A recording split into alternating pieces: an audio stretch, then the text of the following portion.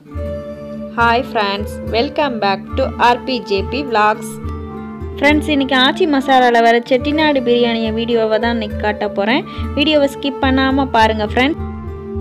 அதுக்கு முன்னாடி இன்னும் நம்ம சேனலை சப்ஸ்கிரைப் பண்ணலனா ரெட் கலர் சப்ஸ்கிரைப் பட்டனை பிரஸ் பண்ணி வச்சுக்கோங்க. பக்கத்துல இருக்க ஆல் நோட்டிஃபிகேஷனை கிளிக் பண்ணி வச்சுக்கோங்க. அப்பதான் நான் போடுற வீடியோ உடனுக்குடனே வரும்.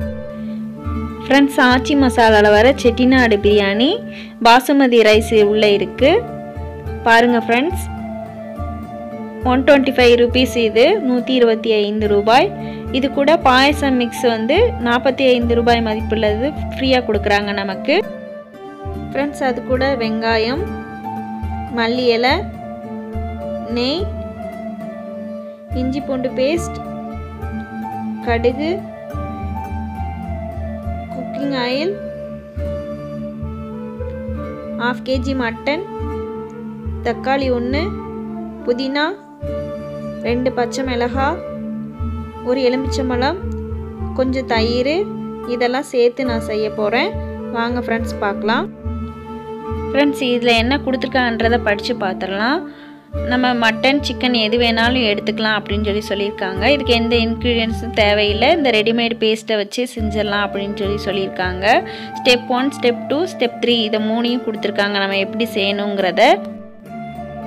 ஃப்ரெண்ட்ஸ், இந்த ரெடிமேட் பிரியாணியோட நோக்கம் என்னன்னா, செய்ய தெரியாதவங்க கூட இதை செஞ்சிடலாம். ப்ளஸ் சீக்கிரமாக 30 மினிட்ஸில் செய்யணும், நிறைய இன்க்ரீடியன்ஸ் எல்லாம் இல்லாமல் டக்குன்னு செய்யணும் அப்படின்னா நம்ம இதை வாங்கி செஞ்சிடலாம். ஸ்பைசஸ் கொடுத்துருக்காங்க, பிரியாணி பேஸ்ட் கொடுத்துருக்காங்க, அது கூட பாசுமதி ரைஸ் கொடுத்துருக்காங்க. ஃப்ரெண்ட்ஸ், இன்றைக்கி அளந்து எவ்வளோ வருது, நம்ம எத்தனை பேர் சாப்பிட்லாம் அப்படிங்கிறத இந்த வீடியோவில் செக் பண்ணிடலாம். இப்போ நான் பாசுமதி ரைஸை ஃபஸ்ட்டு ஓப்பன் பண்ணுறேன். டம்ளரில் அளந்து காட்டுறேன். பாசுமதி ரைஸ் கூடவே கிராம்பும் சேர்த்து கொடுத்துருக்காங்க.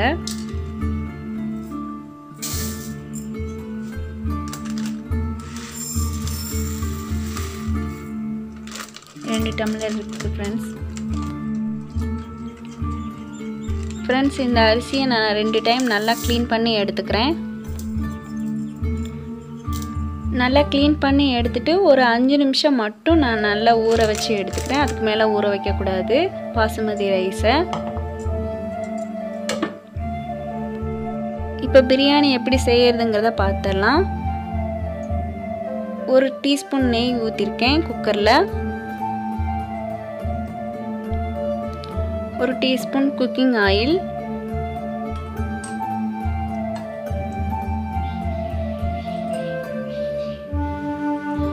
கடுகு,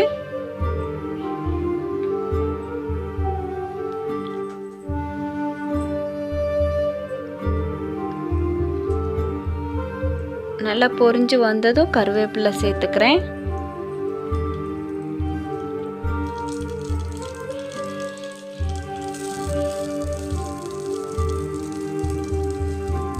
அந்த ஸ்பைசஸ் எல்லாம் சேர்த்துக்கிறேன். அவங்க கொடுத்துருக்கிறது எல்லாத்தையும் சேர்த்தாச்சு. வெட்டி வச்சிருக்க வெங்காயம்,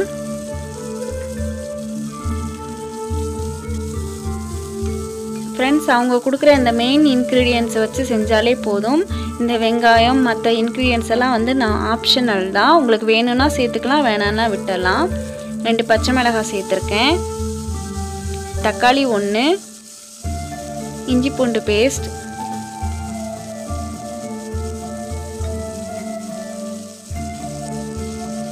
மல்லி இலை, புதினா இலை எல்லாத்தையும் சேர்த்துக்கிட்டேன்.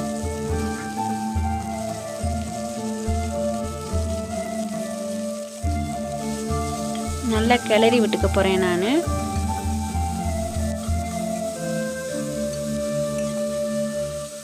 நல்லா வெந்து வரட்டும்.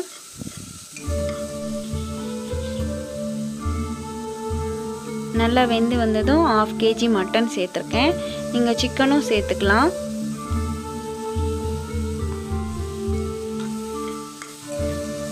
நல்லா சேர்ந்ததும் நல்லா கிளறி விட்டுக்க போகிறேன்.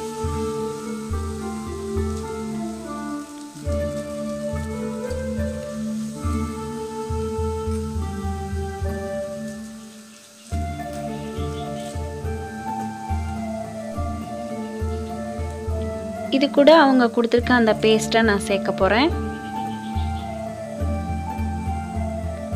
ஃபுல்லாக சேர்த்துட்டு நான் அதை ஃபுல்லாக கிளறி விட போகிறேன். கொஞ்சமாக மட்டனுக்கு தேவையான உப்பு சேர்த்துக்கிறேன்.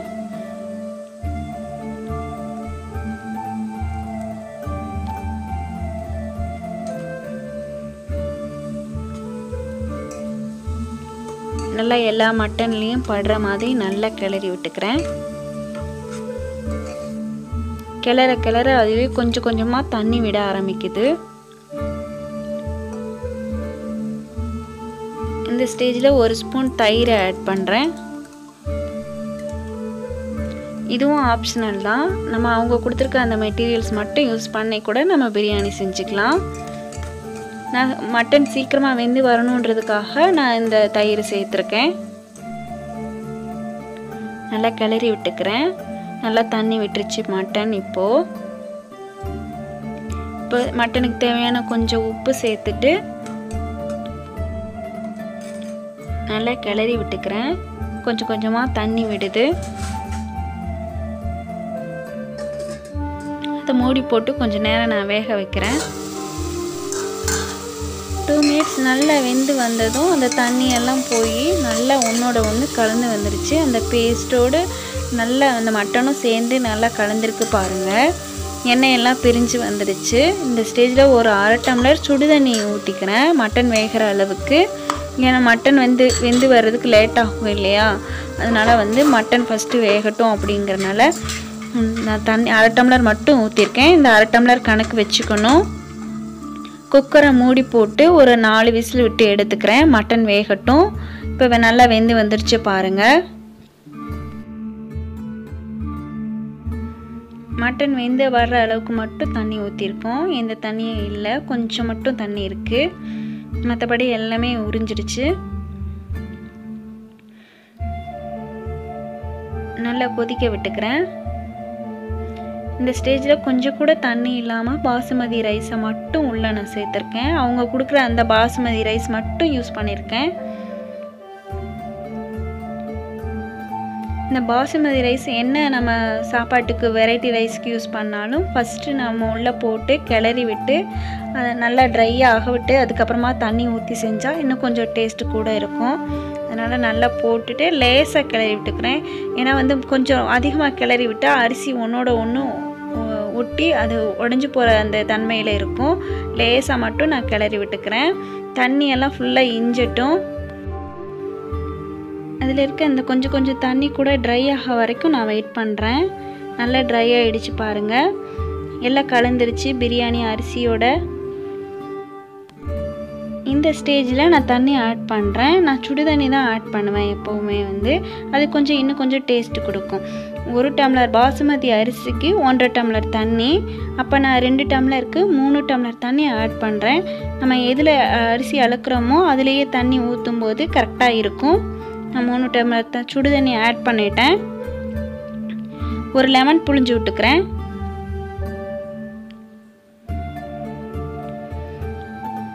உப்பு காரம் எல்லாம் செக் பண்ணிக்கிறேன். இந்த ஸ்டேஜில்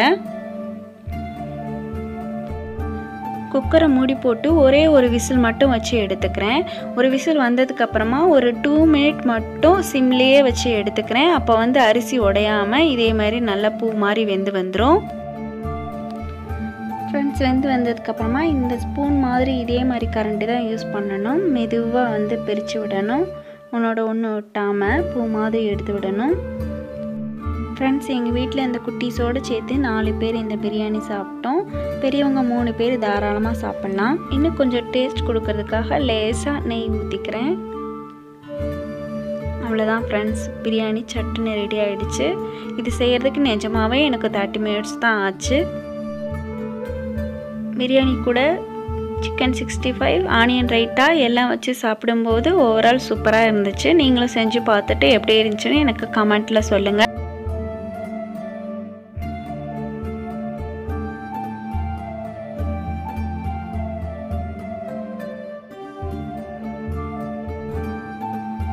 இந்த வீடியோ பிடிச்சிருந்துச்சுன்னா லைக் பண்ணுங்கள், ஷேர் பண்ணுங்கள், மறக்காமல் சப்ஸ்கிரைப் பண்ணுங்கள்.